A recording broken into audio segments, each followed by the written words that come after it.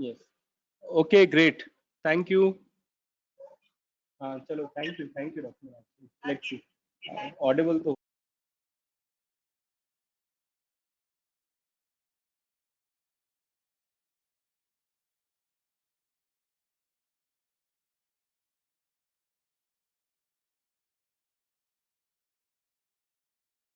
Okay, is my screen visible? Please reply in the chat box.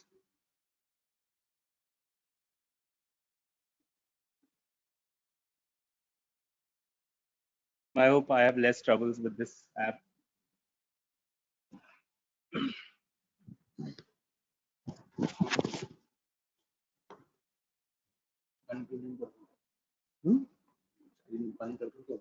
कर दे, on कर दे, full screen कर दे.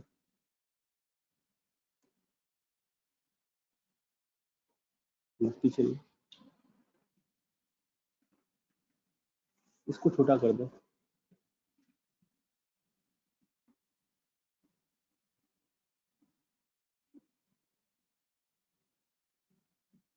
छोटा नहीं कर. होगा बेटा, होगा, छोटा होगा. ये वैसे भी नहीं दिख रहा होगा. नहीं, मुझे दिख रहा है ना स्क्रीन. हाँ, ये क्या है फुल स्क्रीन का.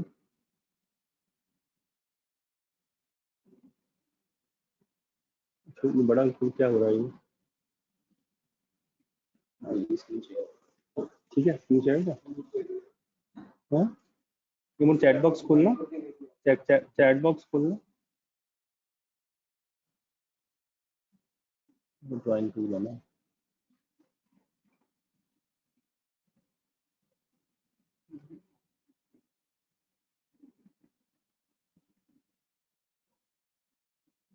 हाँ, chat box.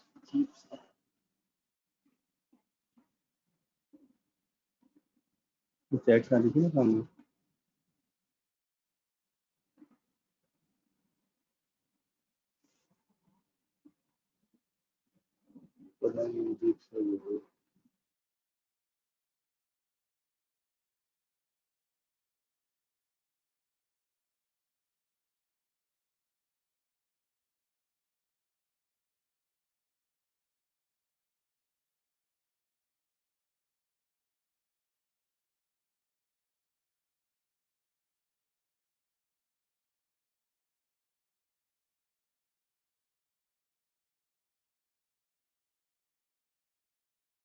Okay, just reply in the chat box if my screen is full now, and are the slides moving?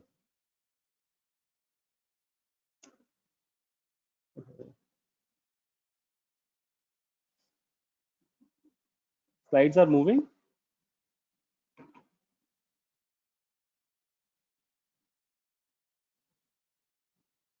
Unmute करा हुआ है. हाँ, mute वाला. अच्छा. Somebody reply in the chat box, please. Are the slides moving? And is it full screen?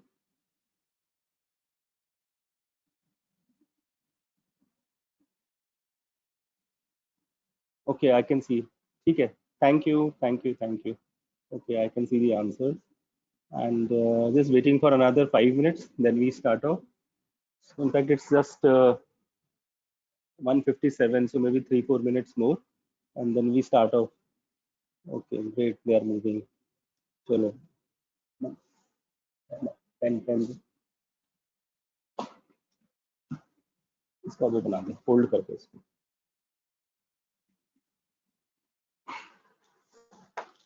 अरे ये क्या हुआ. हाँ, नहीं, ये फुल स्क्रीन कर वापस. तो पूरा फोल्ड कर दे, इसको मुझे लिखने में आसानी रहेगी. हो गया ना. मेरे कैमरा ऑन है इसका. कैमरा ऑन कर दो. कैसे देखोगे, कैसे कर दे, कोई बात नहीं.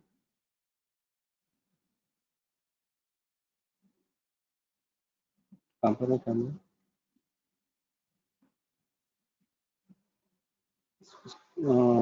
इसको हटा, चैट बॉक्स को. अच्छा,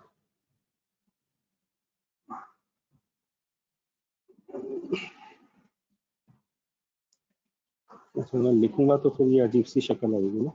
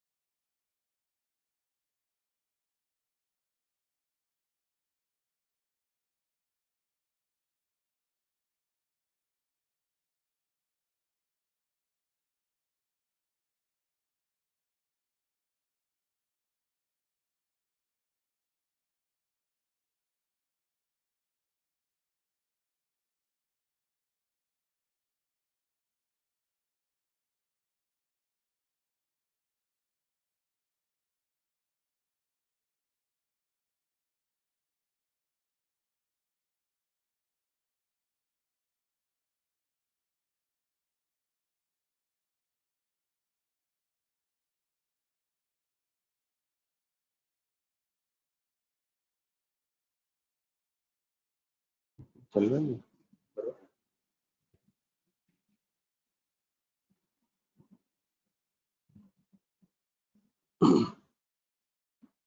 उसको उतने छोटा कैसे किया था, क्या टच करा था, छोटा हो जाता है, 10 प्लस हो जाएगा।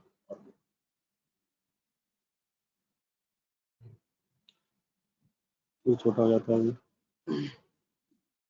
Sure. I think I shall start. So today we shall be discussing the topic approach to congenital heart disease. Um, you must have read in your books, and reading this topic, it is pretty confusing for all of you. And I agree with that.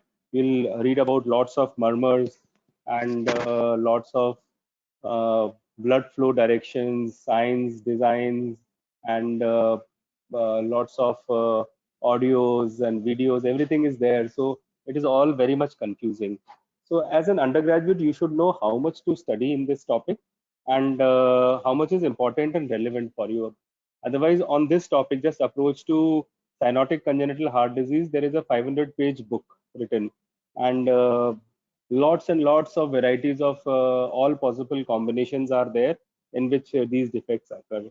So what we shall discuss today is that how to approach a patient in the ward who presents to us with certain features, and how to analyze that patient so that we are able to manage that patient as a clinician, and for you as an undergraduate, how to approach that patient so that you are able to reach to some kind of a diagnosis and give some kind of an emergency treatment, especially when you present the case in exams.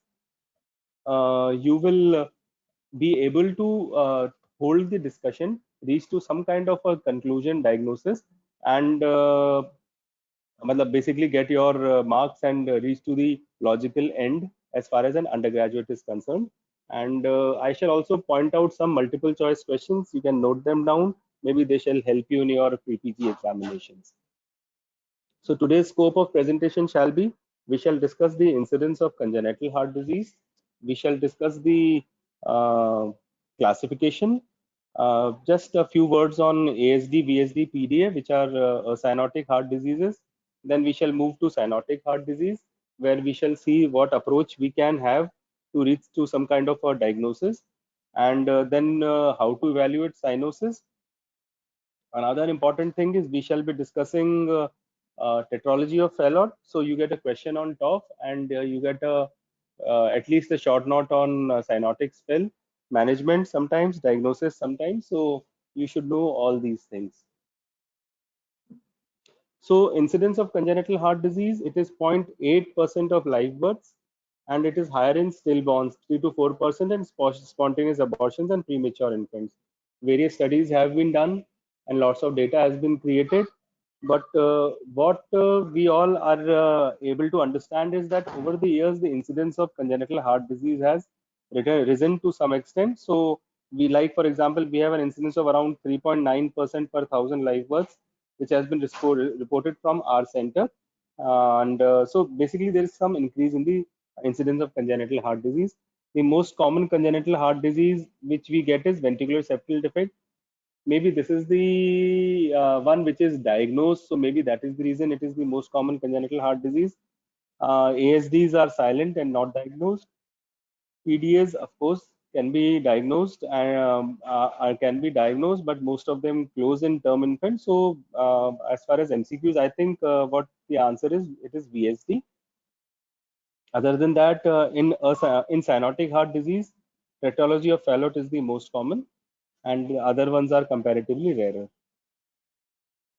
So now coming to the classification of congenital heart disease, um, cyanotic and acyanotic. So we will learn how to differentiate between them. Cyanotic, there are two categories: increased pulmonary blood flow and obstruction to pulmonary obstruction to blood flow from ventricles. Increased pulmonary blood flow, we have ASD, VSD, PDA, AV canal defect. So for obstruction to blood flow, we have coarctation of aorta, aortic stenosis, pulmonary stenosis. Cyanotic heart disease, we have decreased pulmonary blood flow and increased pulmonary blood flow. Decreased pulmonary blood flow, it is tetralogy of Fallot, which is the most common. We shall discuss tricuspid atresia, pulmonary atresia with BSD, Epstein anomaly, and any other VSD with PS. Okay, so decreased pulmonary blood flow means that there is an obstruction of to the flow of blood into the lungs. Most common obstruction is either pulmonary stenosis or pulmonary atresia.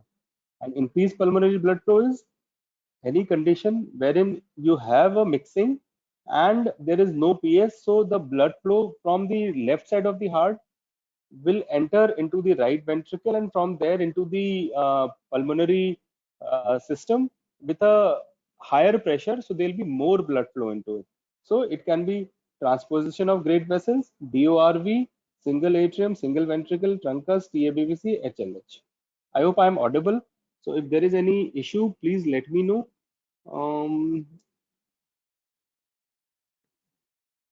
I hope if there is any issue, please let me know. Let me see anything in the chat.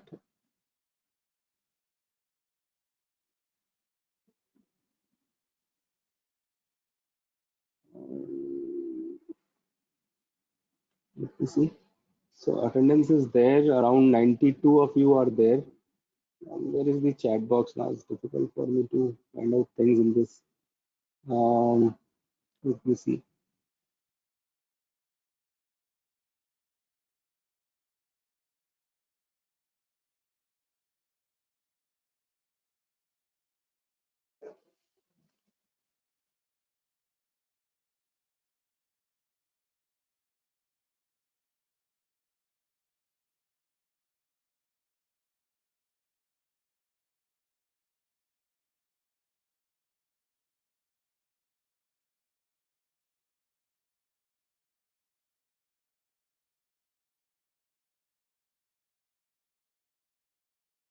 I think I'm audible, I believe. I'm just having a look at the chats and you are clearly audible. Slides are visible. Great. 1407. So let me continue then. I'll just close the chat box. And let me see. Okay. Yeah.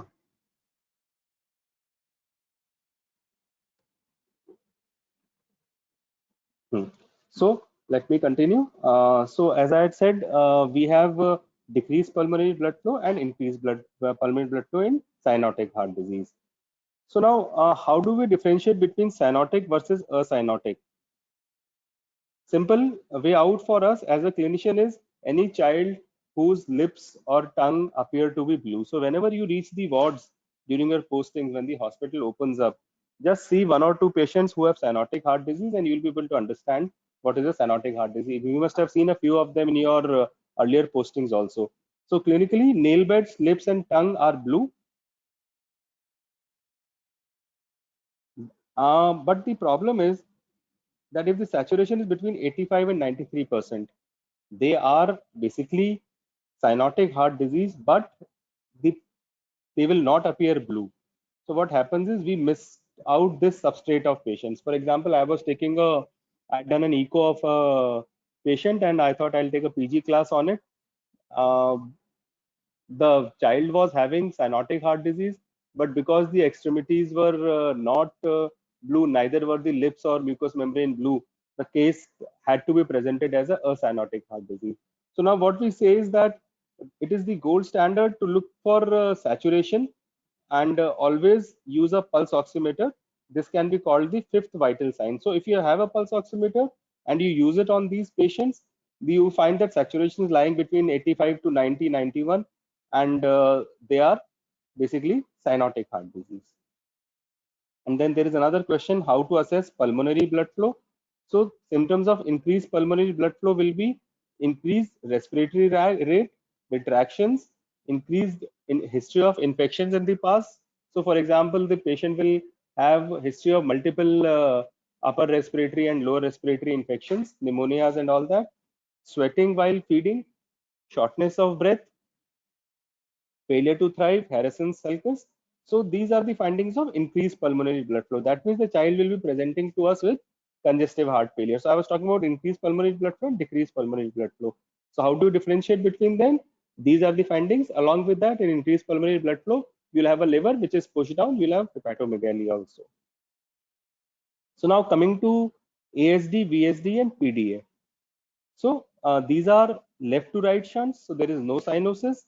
LA and LV are enlarged in VSD and PDA, and RA and RV are enlarged in ASD. So this is a multiple choice question for you. So RA and RV enlargement seen in a cyanotic heart disease, it is most probably a ASD. Otherwise, VSD, PDA, they'll have a LA and LV enlargement. So now let us talk about ASD first. What happens in ASD? Blood from left atrium enters into right atrium. From right atrium, it goes to right ventricle. From right ventricle, it goes out from pulmonary artery, and from there back into the same circulation. So it becomes a circuit like this. So pulmonary artery, via then through that lungs, here you have lungs. From the lungs to the pulmonary veins, back to the left atrium to right atrium, right ventricle. So this is the flow. Anything on this pathway will become enlarged. So RA is enlarged, RV is enlarged, and the pulmonary vessels are enlarged, arteries as well as veins. So that is the reason you have RA, RV enlargement, and along with that, you may have hypertrophy of the pulmonary arteries and the pulmonary veins also, mainly pulmonary arteries. Okay, so now the problem with ASD is that these patients are usually asymptomatic and they do not have much of symptoms. Palpitation may be present in some of them, and a lot of them are diagnosed at age of 40 to 50 years, 60 years. One of our medical superintendents had some palpitations and arrhythmia. Uh, he went for echo and he was found to have a good sized ASD, and he had to be operated upon at the age of 55 years. So it was lying silently till the age of 55 years. By that time, he had RA and RV hypertrophy, had palpitations, some rhythm disorder because the RA was enlarged, investigated cause was found to be ASD, and operated upon. So what are the findings which we can get on ASD? Although they are asymptomatic, there is usually a widely split second heart sound over the left second intercostal space, which is fixed. So it is fixed. So problem is that it does not change with respiration. Yes, theoretically, okay, all right, but most of us are not able to appreciate this fixed splitting. But this is the finding which we get usually. Other than that, there can be some flow murmurs like soft systolic ejection murmur over the left second intercostal space along the sternal border, and another one can be soft mid diastolic murmur over the lower left sternal border. So these are soft murmurs, usually not present. If present, not easily picked up. Again, fixed splitting not picked up. So it is difficult for a diagnosis to be made. And other than that, there are ECG changes like right axis deviation, P pulmonale, right bundle branch block, signs of right heart hypertrophy, and PR prolongation. Now, as far as management is concerned, most of the ASDs close with time. Nothing much is required. So if the ASDs don't close by the age of 5 or 6 years and a large ASD is present, then device closure is tried. So for device closure, you have to have a good rim for the device to hold. So basically, the hole should be in such a way that it is surrounded by septum all around, so that you can put a device across it. If the hole is in such a manner, so for example, this is the septum and here is the hole. So you put a device, it will attach like this. Now suppose this is the septum and you have a hole here. Now this wall, there is no place to hold the device on. So in these patients, you're required to go in for open heart surgery. Next we come to is ventricular septal defect. In ventricular septal defect, again, the blood will flow from left atrium, left ventricle, from left ventricle to right ventricle. It will be pushed out into the pulmonary arteries, and this blood will go to again lungs and back here. So now what has happened is, because LV was pushing out the blood, RV did not have much of a role. So RV is not enlarged. We have an enlargement of the what is enlarged? The pulmonary arteries. Along with that, because the blood is coming here, we have enlargement of the left atrium here enlarged and left ventricle. So this is the circuit which it becomes, right? Okay. So these are enlarged here both and here. So now coming back to the presentation, uh, whenever you have to have a flow across any opening, there has to be a pressure gradient. What you need is a PG, pressure gradient. So at birth, the right side and the left side, the pressures are nearly equal. So as the baby grows older, say 1.5 to 2 months, a pressure gradient appears. And when the pressure gradient appears, there is a flow established. This is high pressure, and this is low pressure. So you have a flow across this, and when you have a flow, the murmur appears. So a child who has VSD is asymptomatic for first 1.5 to 2 months, and after around 1.5 to 2 months, as the age increases, as pressure increases, you have a blood flow across it. Now another important thing is, uh, suppose the hole is this small, and this is the uh, left ventricle, this is the right ventricle. Now this is high pressure area, this will be low pressure area. So you have a blood flow here, right? From high pressure to low pressure. Higher the pressure here, lower the pressure here, there will be a big huge jet, and because this opening is very narrow, lot of turbulence.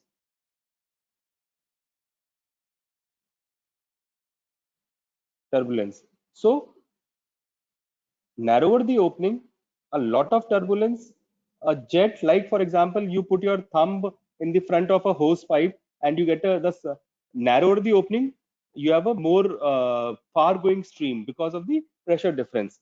So same story here, there will be lot of turbulence, lot of pressure difference, and when you have that kind of a picture, there will be a loud murmur, but the amount of flow of blood from LV to RV is less because the opening is small.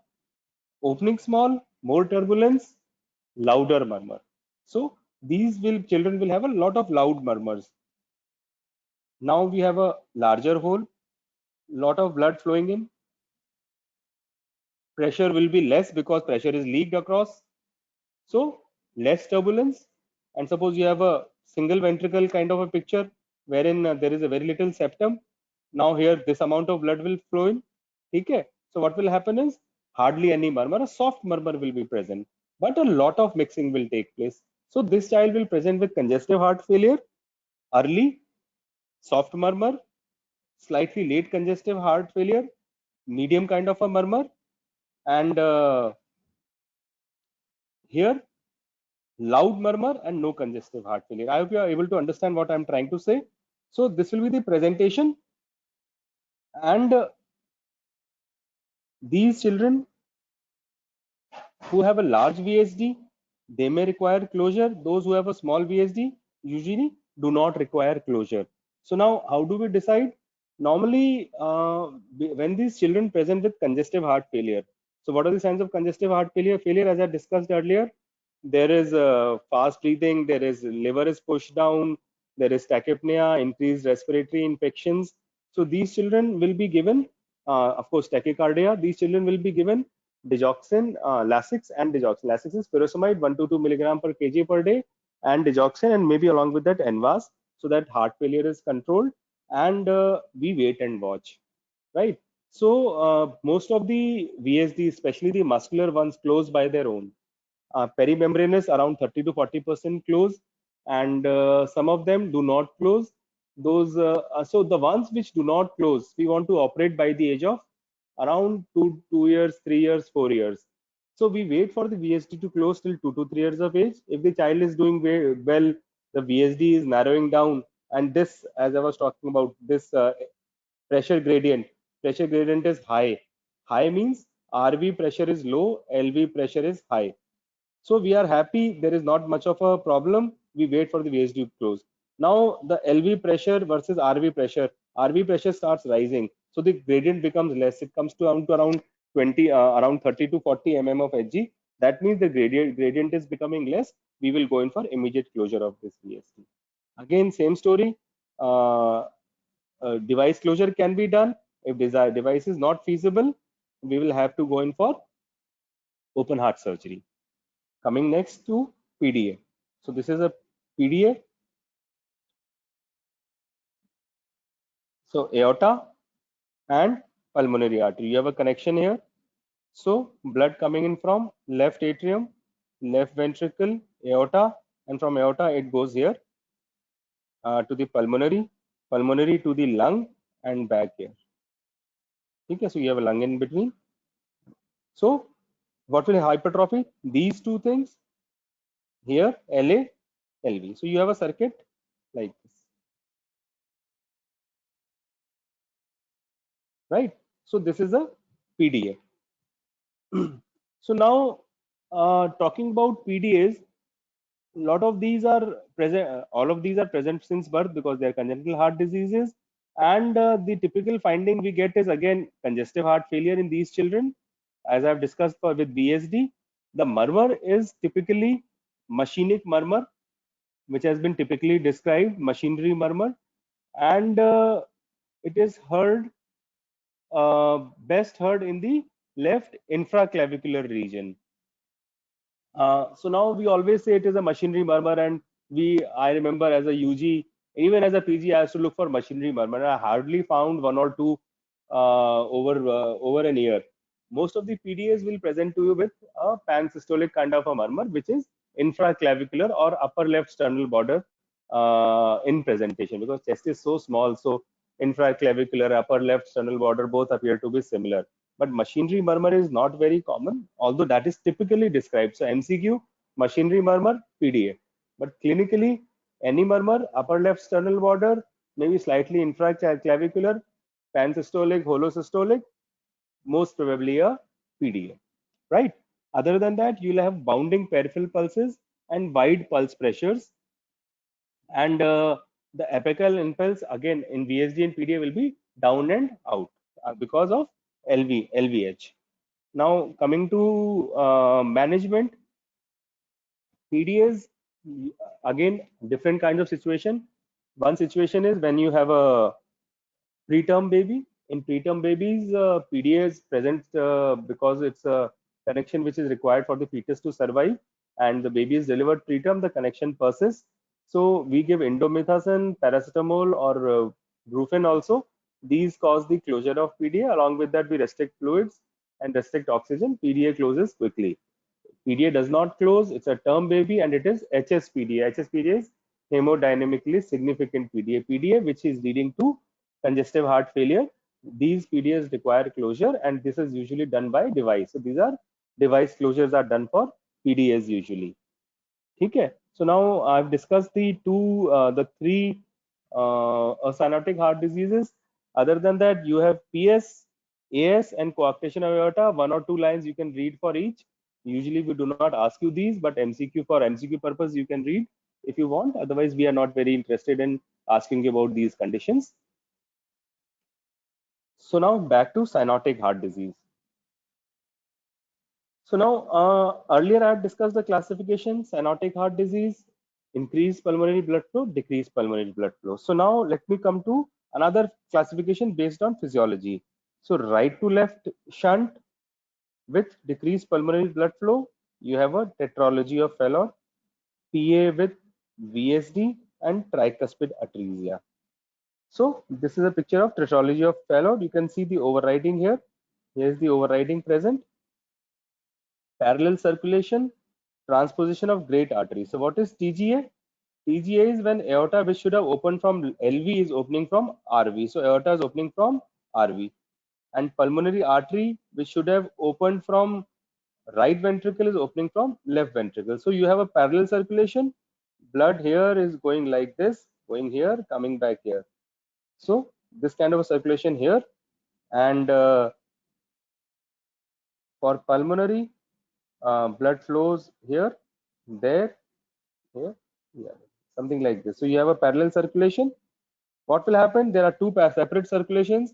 If there is no mixing, the patient cannot survive. So for mixing, you have a VSD here or a ASD. ASD I cannot draw, somewhere behind ASD, or you have a PDA. So PDA, you have a connection somewhere in between. So either you have a connection here or a ASD. Something has to be there, otherwise the patient will not survive, patient will die. So that is the way, this is parallel circulation, and this is the way this patient survives.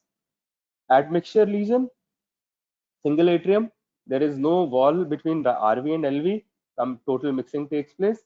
Truncus arteriosus, this is a condition wherein a single trunk arises and then it divides into pulmonary artery and aorta. So this trunk will arise from both RV and LV, and then it will divide into two. You can see here, single trunk, and then this divides into two. Let me, so here, there, it is dividing into two.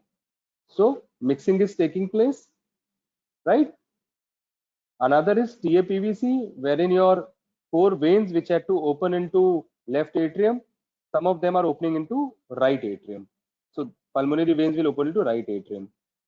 Or double outlet right ventricle. Double outlet ventricle, again, right ventricle is, you have both the vessels opening from the right ventricle. The pulmonary as well as the aorta, both are opening from the right ventricle, and you have a VSD, so that LV blood goes into right. Otherwise, the patient will not survive again. So these are the admixture lesions.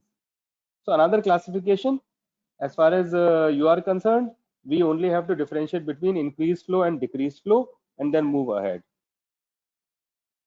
So now there is a condition known as VSD with PS physiology. What is that? Again, that is tetralogy of Fallot. So what is TOF? TOF has four things. It has a VSD, there is a PS, and there is an overriding of aorta. Right? So any condition which has a VSD with PS will be known as TOF physiology. So that is tetralogy of Fallot, PA with VSD, or tricuspid atresia. So admixture will take place either at atrial ventricular or at the level of great vessels with obstruction to pulmonary blood flow. So other TOF physiologies can be AV septal defect with PS, L or DTG VSD-PS, DO RV VSD-PS, double outlet right ventricle, single ventricle with PS, truncus arteriosus with PS. So they have all the same physiology.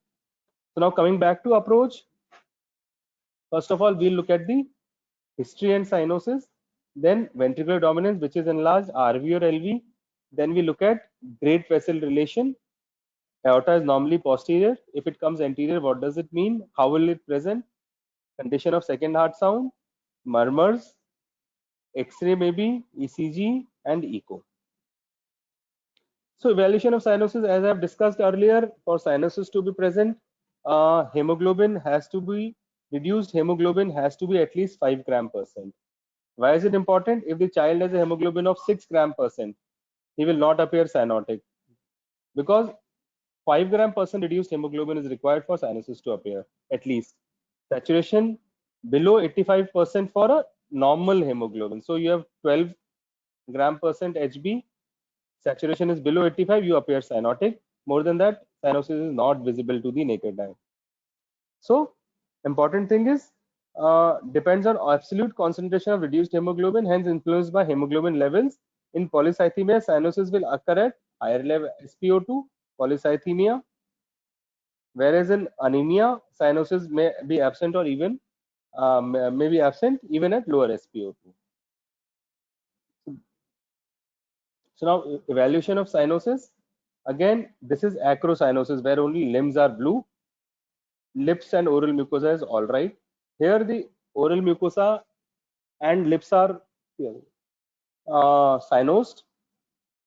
Limbs are cyanosed, of course, in both the conditions, but oral mucosa and lips also have to be cyanosed. So acrocyanosis, normal transition may last up to 72 hours. Newborn is delivered and he appears cyanotic, peripheries are cyanotic, but oral mucosa is all right, and that transition may last for 72 hours. Another situation is breath holding spells, which can be confused with TET spells initially. Then there is cyanosis, which is seen in congestive heart failure. In congestive heart failure, cyanosis is because of venous stasis, right to left intrapulmonary shunting, and increased peripheral oxygen extraction. So now we have a test known as the hyperoxia test. In hyperoxia test, what do we do when we are not very sure of what is happening? There are hardly any murmurs, the chest is silent. So we subject the newborn to 100% oxygen by hood. And then we do an arterial PaO2 estimation. So if the arterial PaO2 is less than 50, then it is a fixed left to right, right to left shunt, which is a cyanotic heart disease. If PaO2 is more than 100, then most probably it is a lung disease. If PaO2 is between 50 to 100, it is a severe lung disease or a cardiovascular disease. We are not very sure. So now you have to do ABGs in these patients. Instead of that, what we do is we use SpO2 to our advantage, bedside test. You see the saturation of the patient, it is coming to be around 84, 85. Then what do? You give him 100% oxygen for 10 minutes. And then you see saturation. If the saturation from 85 goes to 87, 88 does not rise higher, it simply implies it is a cyanotic heart disease. If the saturation rates is 96, 97, maybe above 95, it is a lung disease. So that's simple to differentiate. This is the technique we use to differentiate between a lung disease and a heart disease before we are able to get a echo done. Then why does cyanosis appear in cyanotic congenital heart disease? Again, because of the right to left shunt, mixing will take place, which can be either intracardiac or extracardiac. And what will happen is blood flow to the lung is insufficient, decreased blood flow, and a large percent of deoxygenated blood is pumped to the body into the body, that is systemic circulation, and oxygenated blood is pumped back to the lungs, that is increased pulmonary blood flow. So we have been discussing this. As I discussed in the physiology, either there is a parallel circulation and then you have to have some openings for mixing, or there is a defect in the septum wherein mixing is taking place, or the pressure gradients are different. Okay. Another important point is decreased pulmonary blood flow, increased cyanosis, increased pulmonary blood flow, less cyanosis, but may develop congestive heart failure. This is an important point. Now we shall discuss this in detail as we go down. So now history. What do we get in history? In decreased pulmonary blood flow, there is a history of cyanosis which is progressing and getting deeper. Slow onset, progressive, getting deeper, and there are spells, squatting and equivalent spells. Breathlessness, fatigue, not able to play, hyperviscosity, venous thrombosis, cerebrovascular accidents, brain abscess, and then there is failure to thrive, that is growth impairment. Whereas in increased blood flow, you'll have cyanosis, which is there, maybe very mild, but there is congestive heart failure. Remaining will congestive heart failure, and remaining features like not able to play will be present there also. Failure to thrive, yes, these are less common. So cyanotic congenital heart disease with decreased pulmonary blood flow, VSD-PS top physiology. There is pulmonary outflow obstruction because of PS. Late onset cyanosis, history of cyanotic spells, spotting or equivalents, cerebrovascular accidents, cerebral abscesses, hardly any cardiomegaly, no CHF, mild cyanosis may be seen in pink top, LTGA, VSD-PS. Will not discuss this because this is not relevant for you. So predominant cyanosis, CCHD with reduced pulmonary blood flow, cyanosis and CHF. Here, this implies CCHD with increased blood flow, right? And a situation I have not discussed is Ising-Mengerization. A child presents with congestive heart failure is pink, there is no cyanosis, is having failure of heart, is on treatment. Parents stop the treatment, stop coming to you, and then they feel that the child has become asymptomatic, he is doing well, and then there is development of cyanosis. So congestive heart failure, no cyanosis, asymptomatic state, then development of cyanosis. What has happened is, as I discussed in the VSD part, so here was the VSD here. Let me create a VSD. This was the VSD. Blood was coming like this, going like this, LV, RV, and it was going like this. So what happened was, with time, the pressure here, it was sustained high. This pressure kept on increasing. This pressure was delivered to the lungs. and this led to hypertrophy here, and because of that RV pressure started increasing. Now RV pressure has increased to a level that it has become equal to LV. So RV is now equal to LV, and soon RV pressure will become, so here when it becomes equal, patient becomes asymptomatic. Now when RV becomes greater than LV, the blood will flow from RV to LV, and what will happen? Cyanosis will develop. Right? So this is Eysenck-Mengerization. Now nothing can be done for this patient, and the patient will worsen and ultimately die. And late onset symptoms, asymptomatic optimal blood flow. So this is the history as we get it. Rapid progression with mild cyanosis, increased blood flow. Slow progression, CCHD with decreased pulmonary blood flow. And this kind of a picture, symptoms disappear, cyanosis, symptoms appear again. This is Eysenck-Mengerization. So now we come to ventricular dominance.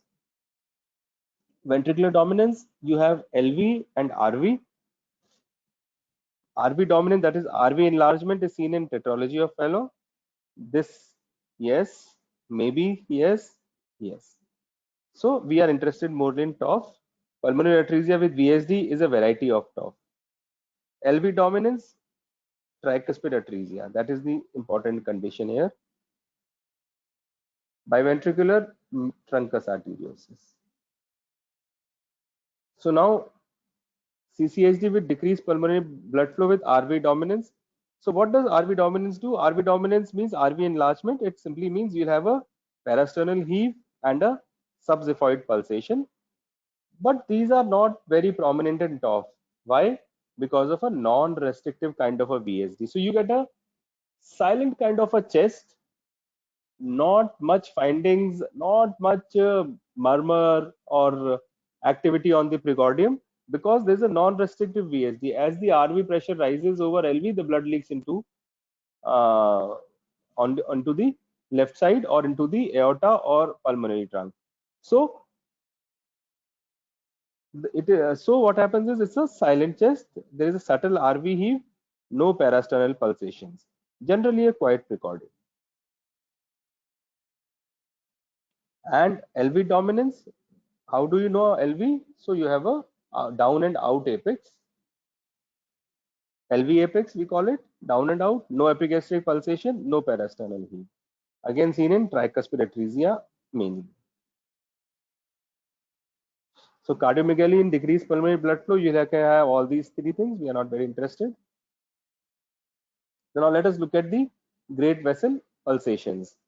So normally aorta is right and posterior, okay, to and inferior to the pulmonary artery, and this relationship is maintained in TOF, DORB, and tricuspid atresia. So aorta is posterior and inferior to the pulmonary artery. Suppose the aorta comes anterior. So if it is anterior on the left side, it is LTGA VSDPS. This is the corrected variety of TGA VSDPS. We will not discuss this. If it is on the right side and anterior, so aorta anterior superior and on the right of pulmonary artery, it is D TGA VSDPS.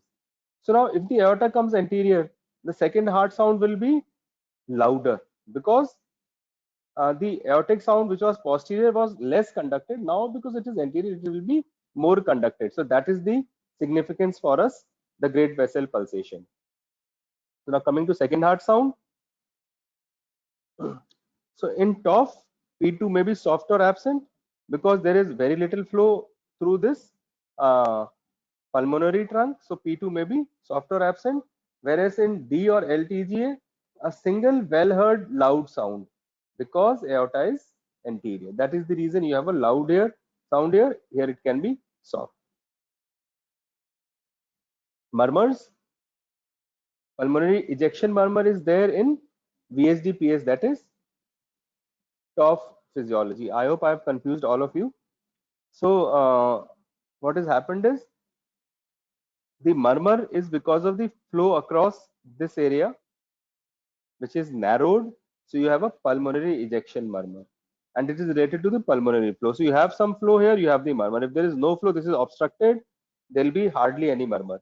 So when this is obstructed, so there is no murmur, where will the blood go? Blood will go into the left side and into the aorta. So now when desaturated blood goes into the aorta, what will happen? We'll have increased cyanosis. So increased cyanosis and a soft murmur.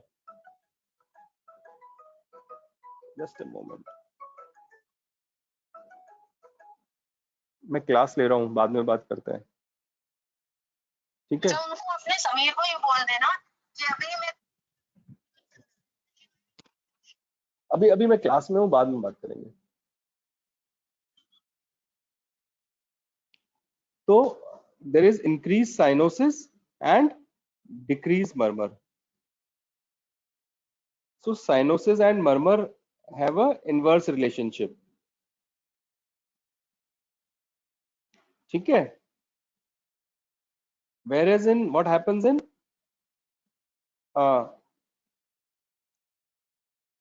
DTGA VSD-PS, what will happen?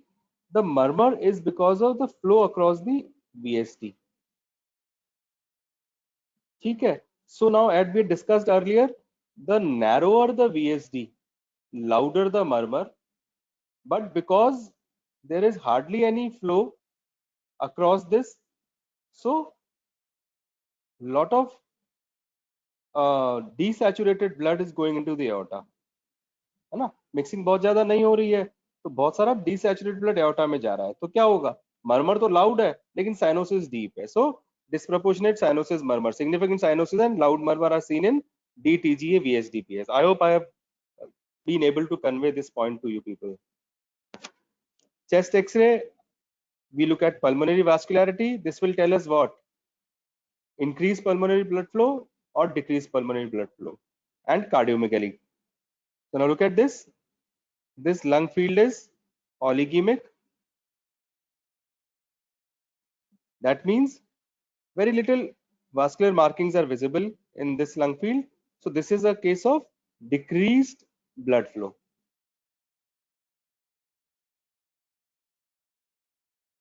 Decreased blood flow, decreased pulmonary blood flow. Right? Now look at the shape of the heart. What has happened? Conus here, it should have been like this. So this is absent. This is made by the pulmonary trunk. So you have a severe PS or maybe a pulmonary atresia, and a slightly upturned apex. Why? Because this is the left ventricle which is pushed upwards by the right ventricle. So there is RV hypertrophy pushing the apex upwards. ठीक है, तो apex तो LV से बना है, LV को ऊपर धक्का मारा आरवी ने, तो वो जूते की तरह ऊपर चला गया. So you have a, what do you have? X-ray TOF, core and sabot or boot shaped heart seen in tetralogy of Fallot. Right? You have got the points. Why is this here? Why is the apex slightly upturned? Because it is made of LV. It is pushed up by the RV here. ठीक है? And this area is the pulmonary conus which is missing, and you have a oligemic lung. That simple. Chal. So heart size small, decreased pulmonary vascular markings, concave main pulmonary artery, upturned RV apex. Try and guess this. Very difficult for you. What is this? Something was missing there. Now something is enlarged there. Same thing. Dilated main pulmonary artery and hilar pulmonary artery, dilated, enlarged here. Right? This top with absent pulmonary valve syndrome, not important for you people. Don't remember that X-ray. What has happened here? This should have been like this. This is missing. What was this? RV. So RV absent किसमें होगा? Tricuspid atresia. Abrupt cutoff of the right heart border. And look at this now.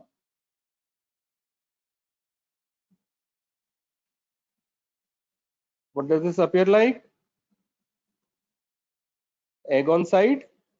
This is a typical feature of the ये अंडा पड़ा हुआ side पे. This is your egg. So this is a TGA. Typical presentation of a TGA. ECG, RVH, LVH, I am not discussing, same story. TOF, VSD, well, basically these are what are seen in RVH. LVH, tricuspid is the most important for us. Now I'll just discuss one lesion, tetralogy of Fallot. I'll go through very quickly as I am already overshooting time. I have 15 minutes left. Let me see.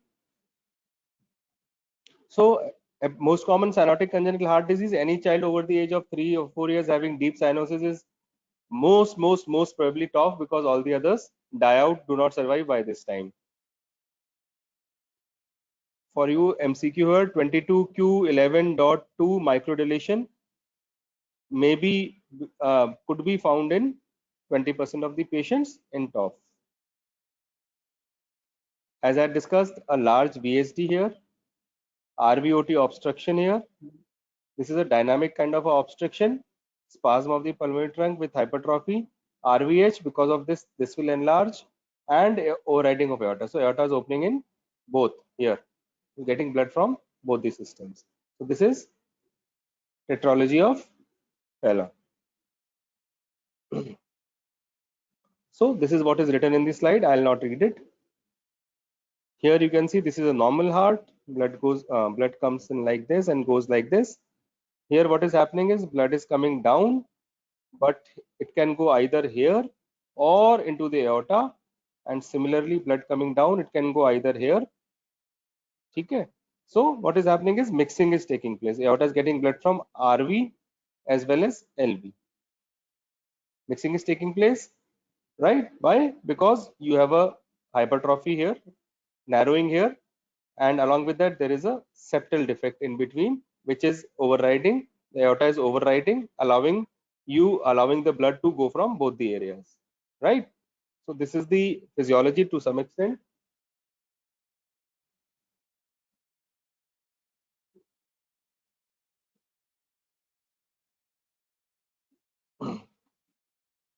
So now what this slide is trying to say is that due to large size of VSD, RV and LV behave as a common chamber.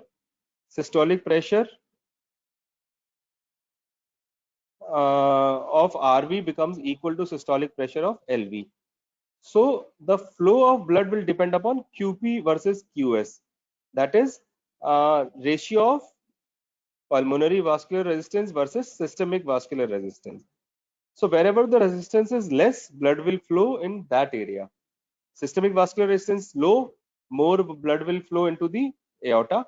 Systemic vascular resistance high, more blood will flow into the pulmonary trunk. That simple. So increase in systemic vascular resistance or decrease in pulmonary vascular resistance will lead to decreased flow across the shunt and more blood flow through the RVOT and less cyanosis, right? Whereas decrease in systemic vascular resistance, blood will go into the aorta, RVOT में कम होगा, तो क्या होगा? More cyanosis. I hope you are with me. So now talking about hypoxic spells or TET spells. So these are associated with CNS complications, peak incidence 2 to 4 months, paroxysm of hyperapnea, irritability or prolonged crying, worsening cyanosis, disappearance of heart murmur. I told you why the murmur disappears, because the flow in pulmonary artery decreases. There is increased cyanosis and disappearance of heart murmur. It can lead to limpness, convulsions, cerebrovascular accidents, and death, and develops usually in the morning after feeding, crying, defecation, or increase in physical activity. So now this is the cycle which you people should write in your exams whenever a short note comes on TET spells or cyanotic spells. Basically, it is a vicious cycle. So whenever there is decrease in systemic vascular resistance, leads to increase right to left shunt. This initiates a spell, vicious cycle. And what are the precipitating events? Which could be, it could be hypovolemia, tachycardia, which will narrow the RVOT and can also initiate the spell. Other than that, whenever there is acidosis, that is PO2 decreases, PCO2 increases, pH decreases, this stimulates the respiratory center. What will it do? There will be hyperapnea. This will stimulate negative thoracic pump and increase the venous return to the RV. Now RVOT is right ventricular outflow tract is fixed, so there is increased flow via shunt and leads to further hypox. So this is what is there in the this this is there in the diagram. Let me change the color. मजा नहीं आ रहा color. वही कर दे red.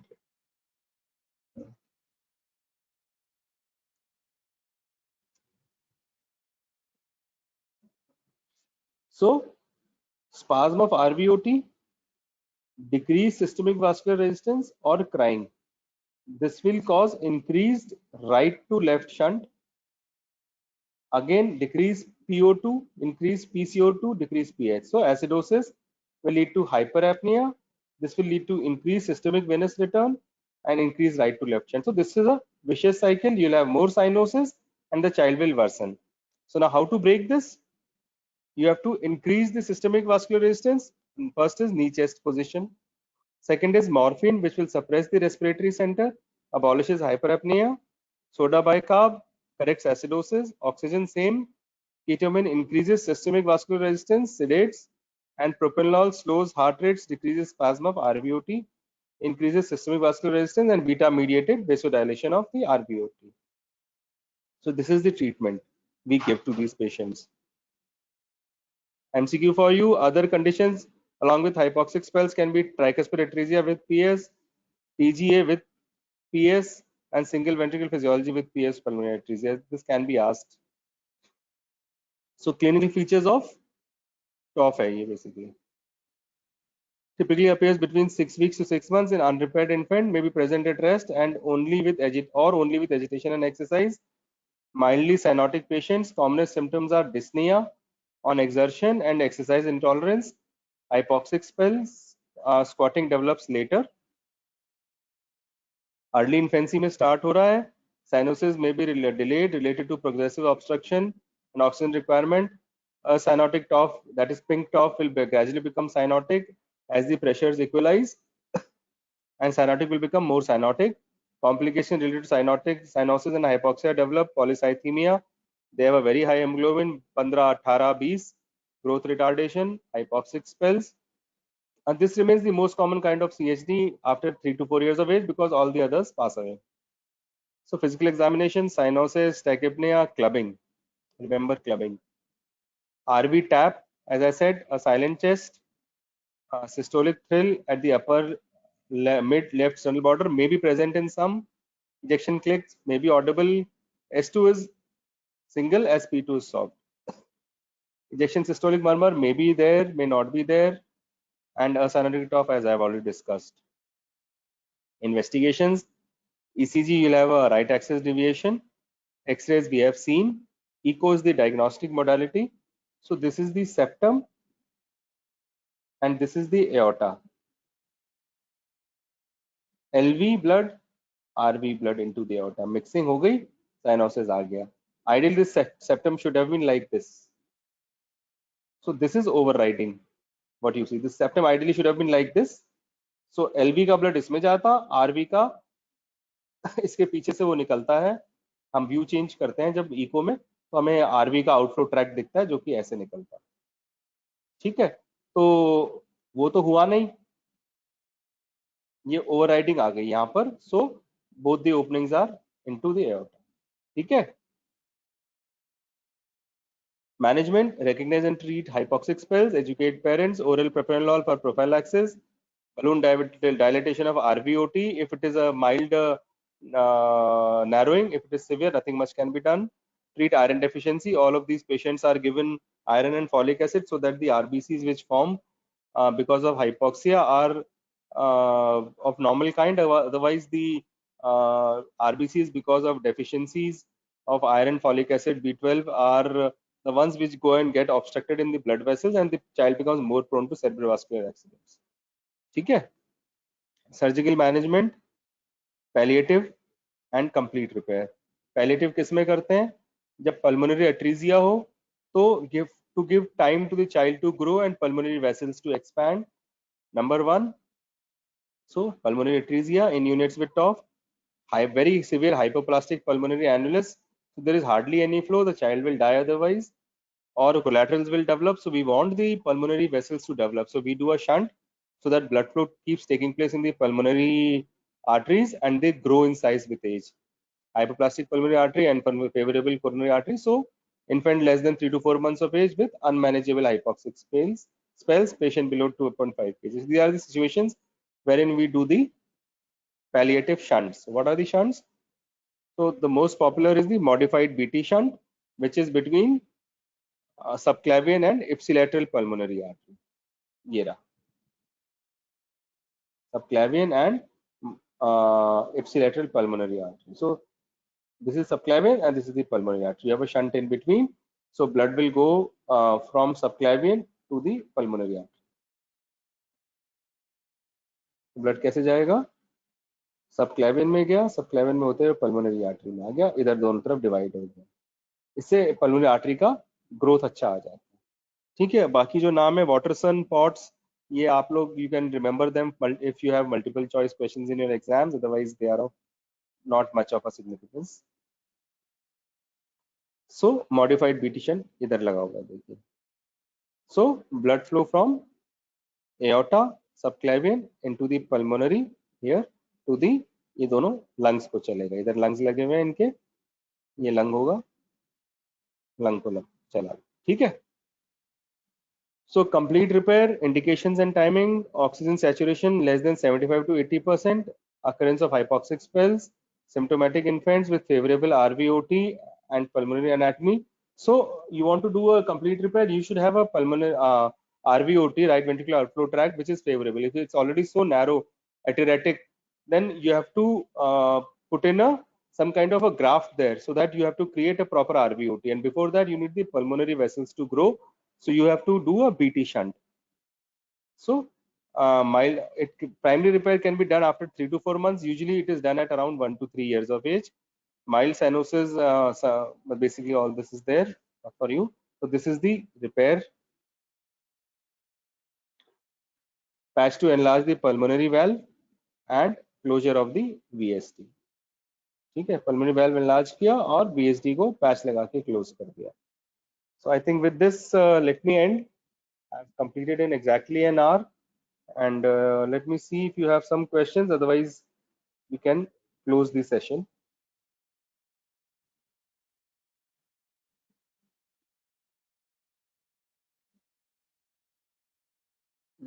Let me see if I'm able to. इसको ऊपर कैसे लाएंगे?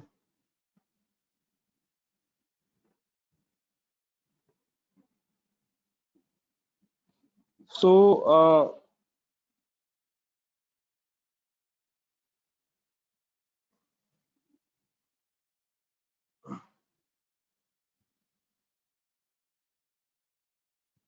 Harrison sulcus, it's a multiple choice question, you should go and read. So the ribs get pulled in and you have a line across there, that is Harrison sulcus. And what is the mechanism of sweating while feeding? So increased blood flow. So increased blood flow because of congestive heart failure.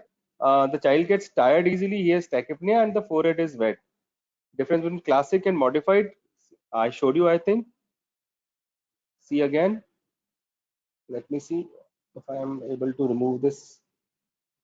Can breath holding spells be dangerous in a child with CHD? Yes, it can lead to death, because child will become hypoxic, and the severe hypoxia will lead to hypoxia in the brain, and then he can die very easy.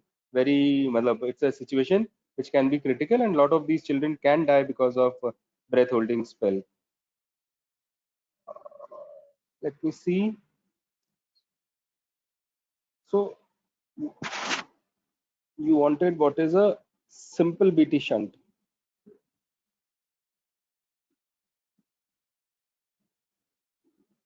So between subclavian artery and the ipsilateral pulmonary artery is the classical BT shunt. You didn't, I moved the slide quickly. So subclavian artery and ipsilateral pulmonary artery. Right-sided shunt with left aortic arch and vice versa.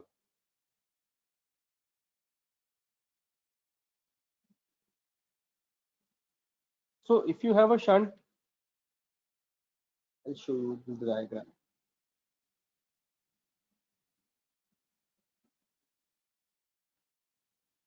So basically what we are interested in is this kind of a connection, and this is your modified BT shunt. Chalo, I think with that, let me end the session. Thank you so much.